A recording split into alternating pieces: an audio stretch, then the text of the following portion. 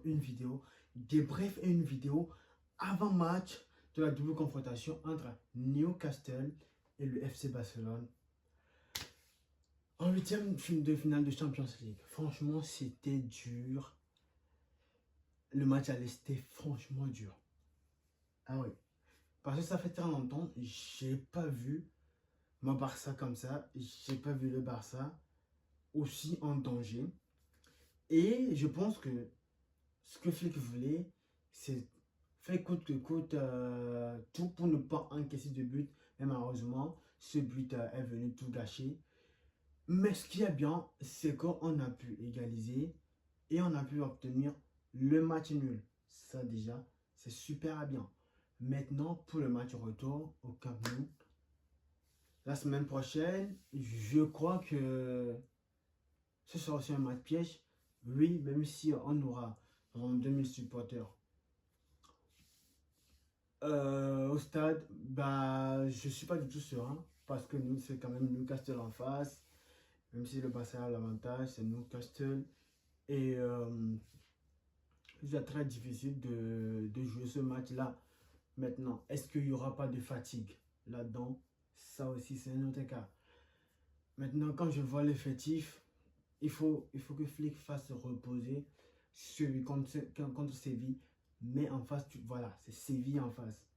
Il faut que il faut coûte que coûte, pardon, que tu gardes ton avantage sur le Real. Et voilà. Donc, il va falloir se gérer. Le Real joue dimanche, le Real joue samedi, je crois. Le Real joue samedi, je crois. Et du coup, il va falloir prendre les 4 points. Si le Real perd ou fait match nul, mais enfin, on voit ce qu'ils ont proposé contre City. Je me dis qu'ils vont pouvoir faire l'affaire en Liga. Mais le Real actuellement, ils sont bipolaires. Ils peuvent faire tout ça. Et en Liga, perdre des points. S'ils perdent des points, ça nous arrange. S'ils perdent encore franchement 2 points ce week-end, ça nous arrange énormément. On aura 6 points d'avance sur eux. Et s'ils ne perdent pas des points, ok, bah, on aura quand même 4 points. Mais il faut gagner coûte que coûte ce match contre Séville. Bon, pour moi, qu'est-ce que la stratégie à faire? Pour commencer, franchement, ce week-end, contre Séville, je pense que Flick doit reposer les cadres. Pedri, Yamal, Rafinha. Mais un Koubarsi, il faut le reposer. Un Koubarsi, il faut le reposer. Gérard Martin, bon, on n'a plus de latéral. Il n'y a plus de latéraux. Bon, le latéral droit, on peut prendre Cancelo, mais latéral gauche, pardon, Cancelo, latéral droit. Bon, on le met. Eric Garcia qui, franchement, sont de la fatigue musculaire. Ça aussi, c'est compliqué.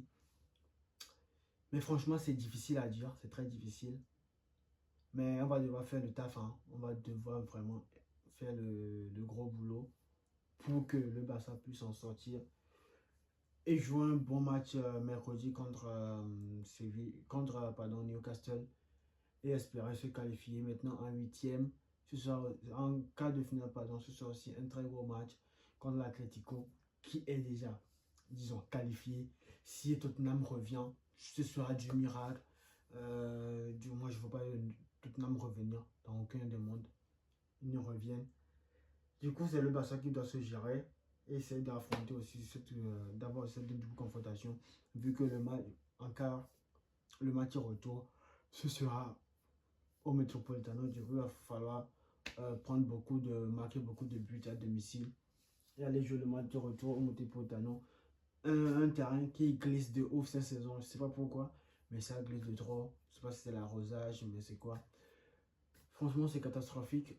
Mais bon, qu'est-ce qu'on peut bien dire? Il va falloir que Flick se gère. Maintenant, parlons de l'effectif. Quand Newcastle le match retour, oh là là là là.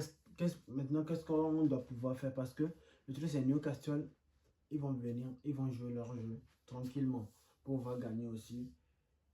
Du coup, ce sera compliqué. Ce sera vraiment, vraiment compliqué de les battre. Même si nous sommes à domicile, ce sera vraiment compliqué.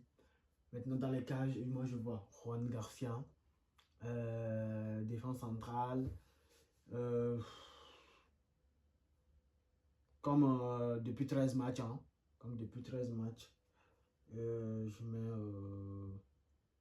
Koubarsi et j'ai Maldini. Maintenant, latéral droit. Et là, c'est compliqué. Latéral droit, Cancelo. Latéral gauche, si Eric Garcia revient, bah, je le mets.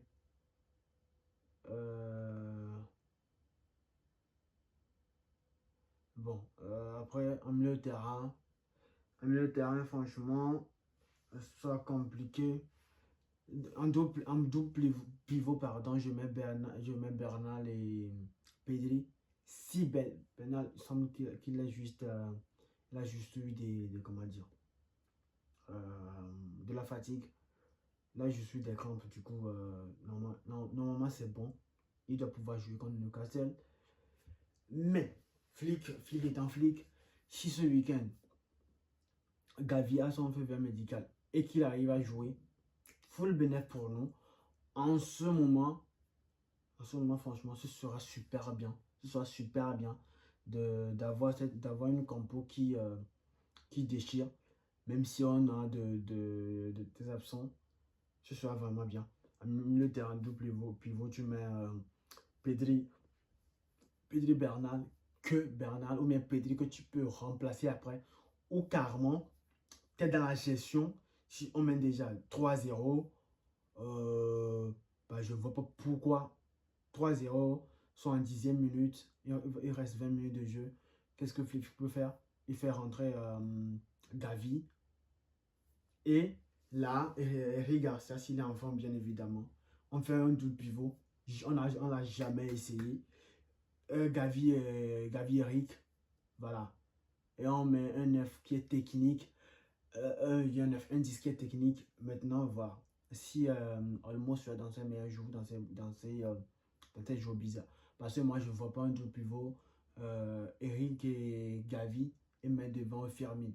Ce sera trop. Le milieu sera trop physique. Ce sont des gens, ces trois personnes sont des gens qui vont vraiment au contact.